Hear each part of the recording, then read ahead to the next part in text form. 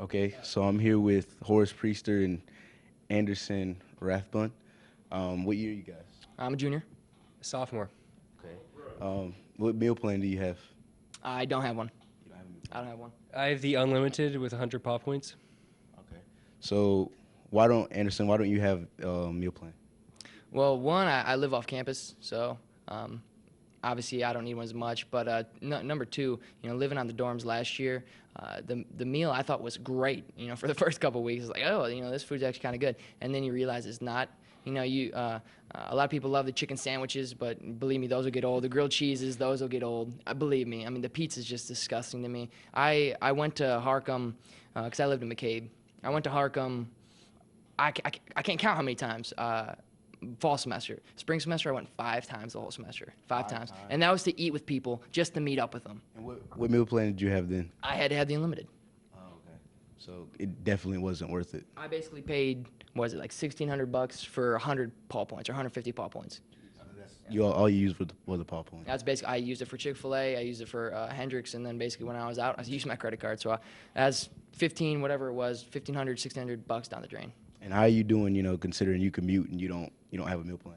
Oh, it's great. I mean, I've actually kind of thought about that last semester because I knew I didn't want to have that meal plan. So I kind of looked, and I'm saving about $800 this semester. That's great. That's great. So you have the unlimited. Yes. What do you think about it? I don't mind it. I don't think it's that bad. So it's convenient. I live on campus right now. So I go in. Anyone who knows me, I actually live in the dining hall. So if you go in there anytime during the day, you'll see me in there. So you take advantage. Oh, yeah. Oh, yeah. Do you think, let's say, Clemson were to implement, some kind of system or whatever, where they were more flexible with the meal plans, such as, you could choose how many swipes you could get per year, as well as the paw points, and then, they could scale your price based on that. Do you think that would be better, or you think, what we got is fine? Your opinion. Personally, I mean, if I was thinking of like a way that they could reform it, I would just say make everything kind of free included in the thing. So like make Chick-fil-A, make those swipes too. You know what I'm saying? If you're gonna pay $2,000 for food, make it be the $2,000 worth of food that students actually want. And I get everybody's gonna want Chick-fil-A, but there's got to be a better way than just saying here's 150 paw points. You can only have the good food a little bit, and then you can have the Harcum and Schlitter food a bunch. I don't like that at all. From the student's point of view, definitely they should be able to choose when they're coming in as a freshman how many meals they think they'll use. But from a university perspective, they know a student's not going to turn down their Clemson invitation because they have to buy a meal plan. So it makes sense in my mind.